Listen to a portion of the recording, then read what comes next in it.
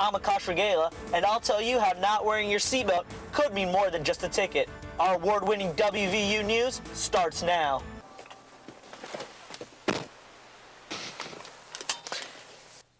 If the proposed law passes in West Virginia, it is estimated that 21 lives would be saved a year. With thousands of children in Morgantown, some are expected to go to the hospital this year. But Monongalia County has recently been taking action in protecting children's safety. Star City VFD and EMS service is one of 3 ambulance services to receive a $185,000 grant for their new child. If Americans were to recycle 1 out of every 10 bottles they used, they could help keep 2.5 million pounds of plastic out of landfills. What one ambulance service is doing to transport your children safely. WVU News is straight ahead. If you would like more information about the new harnesses, you can call the Star City Volunteer Fire Department. The number is at the bottom of your screen. With the West Virginia legislative session now over, decisions on the proposed seatbelt law will have to wait until next year when they reconvene. Currently in West Virginia, police can only stop and give you a citation for not wearing your seatbelt if they stop you on other charges. New legislation may change that. Morgantown resident and driver Michael Joseph thinks that it may be harder to enforce than they think. I think it'd be a good thing. I don't know if the police can enforce it. It's going to be tough to see people wearing their seatbelts or not, but I think the idea of it being a primary offense might get some people just to wear it. New studies show that West Virginia ranks in the top 10 for DUI-related deaths. Studies also show that 9 out of 10 people who wear a seatbelt will be saved by the seatbelt.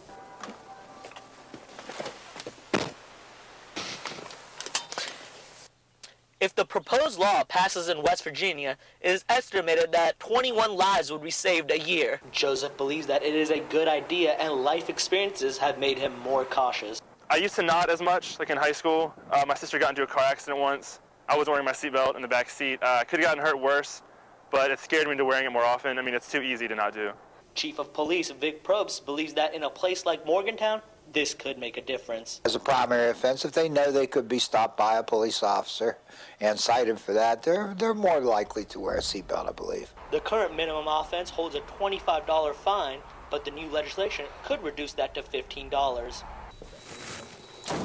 Some parents may not know the dangers of taking children to the hospital, but Dr. Monique Gingold knows all too well the accidents that can happen.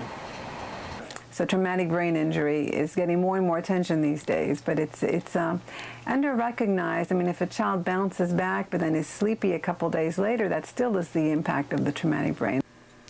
The new 5-point harness attaches children safely to stretchers, and Gingold believes that they are a positive step forward. If the parent is holding a child and the ambulance suddenly brakes, and I'm sure that happens a lot, the child will just be a projectile. So this is definitely a good advancement. The Star City VFD and EMS service is one of 3 ambulance services to receive a $185,000 grant for their new child restraint systems.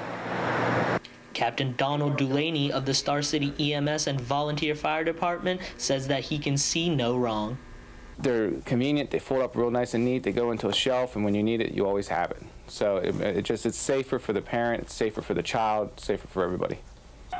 The grants came as part of a statewide approach to securing a safer place for children.